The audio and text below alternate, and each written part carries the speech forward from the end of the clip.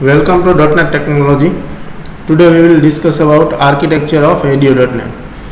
Basically ADO.NET architecture has two parts. First one is a data provider, it's also known as a managed provider, and second one is a DataSet. Data provider work in a connected mode and it's use the connected object, where DataSet works in the disconnected mode and it's use disconnected object. DataSet is also known as a disconnected object, where the data provider object is known as a connected object. This is the figure of ADO.NET architecture, in which you have seen there is two blocks separately, in which first one is a provider object, it is a data provider, and second one is a data set. There is one bridge between actual data provider and data set. In a data provider, mainly four objects are there: connection, command, DataReader, DataAdapter. And in a data set, it's a one data table connection. Data table contain data row, data column, and the constraint which is provided at the time of defining table. And second is a data relation collection. It is integrated with the XML, and your actual data provider or managed provider which is work or dealing with your actual database. In a previous lecture, the difference between ADO and ADO.NET, we have discussed that ADO.NET use the data set, means we are working with one of the duplicate copy of database, not dealing with the actual copy of database. So in this figure you can understand that the database information or data will be passed on the data set with the help of DataAdapter. This DataAdapter object will use, or it will provide the bridge between your actual data source and data set. So this is the figure and fundamentals of ADO.NET architecture. We will discuss detail each and every objects. Now this data provider is used when we are implement our data source with specific selection of any data provider, in which first one is a SQL server, provide data access for Microsoft SQL server, and it will use the namespace system.data.sql client. Then second is a OLEDB for data source exposes by using OLEDB, and it use the namespace system.data.oledb namespace. Then third one is a ODBC, and its a namespace is a system.data.odbc. And last, Oracle, for Oracle data source it will use, and namespace is a system.data.oracle client. So these are the data provider which we are need to use at the time of implementing data source in our application, and we have to define the specific namespace of that particular data provider.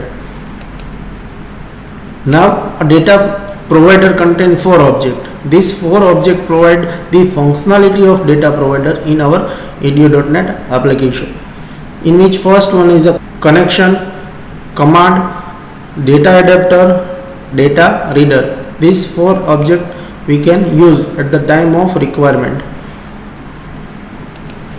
So what is connection objects use? The connection object provide physical connection to the data source. Connection object need the necessary information to recognize the data source and to log on to it properly. This information provided through a connection string. We have to specify the connection string in a connection object. So what connection string contain? It will contain the entire path of your database. With the help of that you can reach up to your database, and with the help of connection object you can establish the connection with your data source. Then after implementation or after connecting with the data source, the next procedure we have to execute our query. So with the help of the command object, we can perform SQL statement or store procedure to execute at the data source, like insert, update, delete, select. Such kind of SQL statement we can execute with the help of command object. The command object provides a number of execute methods that can be used to perform the SQL query in a variety of fashions. Execute non-query, execute scalar, execute reader. This kind of method will be used at the time of we are using command object in our application, and as per the requirement we can fire different types of method with the help of its command object, and we can get our desired output. Then after DataReader, the name suggests DataReader means we are using this object for the reading purpose of our result. So the DataReader object is a forward only, read only retrieval of query result from the data source, which do not update the data. We are not going to update over here any of the data, but we simply read it. That's why it's known as a read only, and the method of reading data is a forward only. We can't read backward side. When the data is read, then after at the last point our output, then after again we can read only forward only manner, not backward.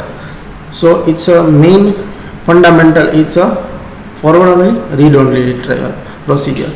The data reader require a live connection with the database and provide a very intelligent way of consuming all or part of the result set. If we are reading the data of entire of our application, that can be possible, and if we want to retrieve the data from some of the part of our data source, then it can be possible. It is depend on our requirement or user requirement. Then last one is a DataAdapter.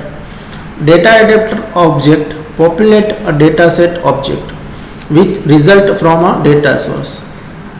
It is a special class whose purpose is to bridge the gap between the disconnected dataset object and physical data source. In the figure you can see that this is the DataAdapter, and it will provide the bridge between dataset and database. With the help of DataAdapter, we can communicate our actual data through dataset and dataset through our actual data. Likewise, DataAdapter is used. Last part of ADO.NET architecture is a dataset. It is not part of data provider, because starting we see that ADO.NET has two parts. One is a data provider, it's working with connected object, and second one is a dataset, it is working in a disconnected object. So dataset provide a disconnected representation of result set from the data source, and it is completely independent from the data source. Dataset provide the much greater flexibility when dealing with related result set. It is independent from the data source. Why? Because we have one time copy the entire information from the database to dataset. Now dataset is totally independent from the data source, but if we want to update anything from in a dataset, and then after the same information we want to transfer in our data source, then it can be possible with the help of DataAdapter. Otherwise all the operations are stored in a dataset. Dataset contain row, column, primary key, constraint and relationship with other data tables object. It consists of a collection of data table object that you can relate to each other with data relation object. The DataAdapter object provide a bridge between dataset and the data source. In a figure we have seen that it's a collection of data table, and data table contain data row, data column, constant, and one more thing is a data relation collection. From that data set will build, because in a data set nothing but simply there is a list of table, and in a list of table number of row, number of column, and the constant which is defined at the time of creating table. So this is the complete architecture of ADO.NET. Again, two part: connected object, disconnected object. In a connected object, it's also known as a data provider or managed provider, in which four basic object: connection, command, data reader, and data adapter. Where in a data set, data table collection and data relation collection. In a data table, data row, data column, and constant. And here the communication path is provided, so at the time of requirement we can do the communication with a data set and our actual data source. So I hope you understand the architecture of ADO.NET. Thank you for watching this video.